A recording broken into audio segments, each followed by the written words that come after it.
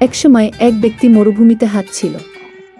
রোদ বলছিল আর প্রচণ্ড গরম ছিল। লোকটি অনেকক্ষণ ধরে হাঁটতে হাঁটতে ক্লান্ত হয়ে পড়েছিল। সে যখন মরিয়া হয়ে কিছু জল খুঁজছিল, তার মনে হয়েছিল যেন তার গলা তার চারপাশের মরুভূমির মতোই গরম এবং শুষ্ক। অবশেষে সে একটি গভীর জলের কূপ খুঁজে পেল, যেখান থেকে সে তার তৃষ্ণা মেটাতে পেরেছিল। সে অনুভব করল তার গলা চুলকানি বন্ধ হয়ে গেছে এবং তার শরীরে প্রাণ ফিরে এসেছে।